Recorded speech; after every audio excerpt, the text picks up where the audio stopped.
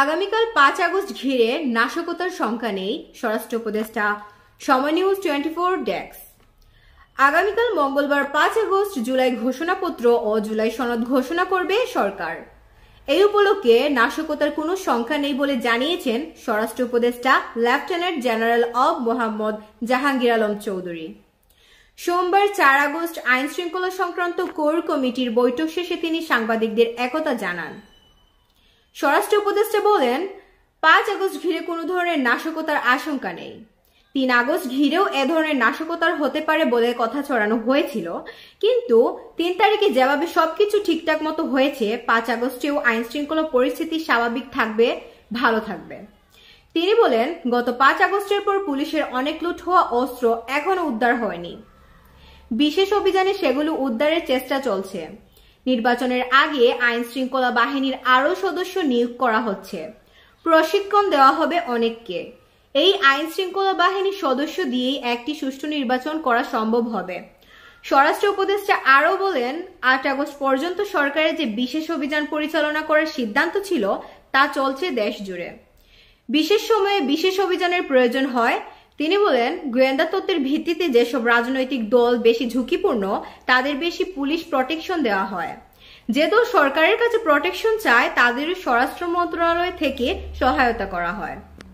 মানবতা বিরোধী অপরাধ মামলায় সাবেক আইজিপি চৌধুরী আব্দুল্লাহ আল মামুন ট্রাইব্যুনালে। সময় নিউজ 24 ডেস্ক। গত বছর অর্থাৎ 2024 সালের জুলাই আগস্টে সংঘটিত মানবতা বিরোধী অপরাধের অভিযোগে ক্ষমতাচ্যুত সাবেক প্রধানমন্ত্রী শেখ হাসিনা সহ 3 আসামির বিরুদ্ধে করা মামলায় রাষ্ট্রপক্ষের দ্বিতীয় সাক্ষ্য গ্রহণ হওয়ার কথা রয়েছে। আজ সোমবার 4 আগস্ট আজ সকাল শেখ হাসিনার বিরুদ্ধে রাজসাক্ষী সাবেক আইজিপি চৌধুরী আব্দুল্লাহ আল মামুনকে ট্রাইব্যুনালে হাজির করা হয়েছে। কেরানীগঞ্জ কেন্দ্রীয় কারাগার থেকে সকাল 9টায় তাকে ট্রাইব্যুনালে হাজির করা হয়। আসামিদের বিরুদ্ধে আজ দ্বিতীয় সাক্ষীর সাক্ষ্য গ্রহণের জবানবন্দি করা হয়েছে।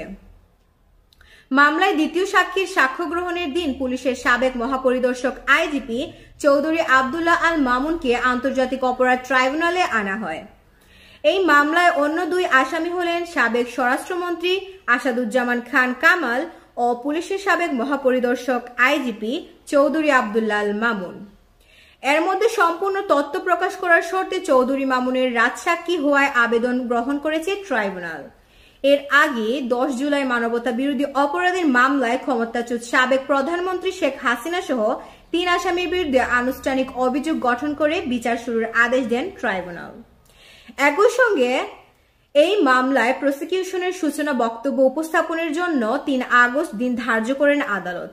পাশাপাশি আসামিদের বিরুদ্ধে সাক্ষ্য গ্রহণের জন্য 4 আগস্ট দিন ধার্য করা হয়। এর মাধ্যমে জুলাই গণহত্যা মামলায় শেখ হাসিনা সহ 3 জনের বিরুদ্ধে আনুষ্ঠানিক বিচার শুরু হলো। গত 17 জুন পলাতক শেখ হাসিনা ও আসাদুজ্জামান খান কামালকে আত্মসমর্পণের নির্দেশ দিয়ে নোটিশ জারি করে আন্তর্জাতিক অপরাধ ট্রাইব্যুনাল। এর বিজ্ঞপ্তি জারি করেন ট্রাইব্যুনালের রেজিস্ট্রার। ট্রাইব্যুনালের নির্দেশ পত্রিকায় এই বিজ্ঞপ্তি প্রকাশ করা হয়। 7 দিনের মধ্যে হাজির না হলে তাদের অনুপস্থিতি বিচার কাজ চলবে বলে জানানো হয়। গত 1 জুন জুলাই আগস্টে গণহত্যা ঘটনার মানবতা বিরোধী অপরাধের মামলায় শেখ হাসিনা সহ 3 জনের বিরুদ্ধে 5টি অভিযোগ আমলে নেন ট্রাইব্যুনাল। একই সঙ্গে এই মামলায় শেখ হাসিনা ও আসাদুজ্জামান খান কামালের বিরুদ্ধে নতুন করে গ্রেফতারি পরোয়ানা জারি করা হয়।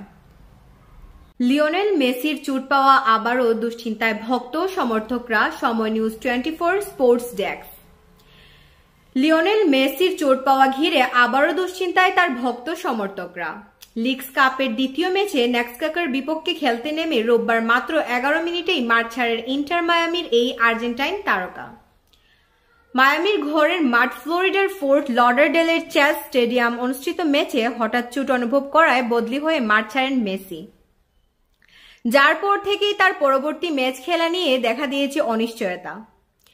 আর্জেন্টাইন ফুটবল জাদুকরের চোট কতটা গুরুতর তা জানতে ভক্ত সমর্থক মুখিয়েছিলেন। কবে ফের 8 বারের ব্যালন ডি অরজয়ী তারকা মাঠে ফিরবেন সেটি জানার কৌতূহল চরম পর্যায়ে ছিল তাদের। মেসির পাগলা ভক্তদের জন্য চোট বিষয়ে হালনাগাদ তথ্য দিয়েছে ইন্টার মায়ামি। ক্লাব জানিয়েছে মেসির ফেরার সময়সীমা এখনো নির্ধারিত হয়নি। সেটি নির্ভর করবে চিকিৎসায় তার শরীর কেমন সাড়া দিচ্ছে তার ওপর।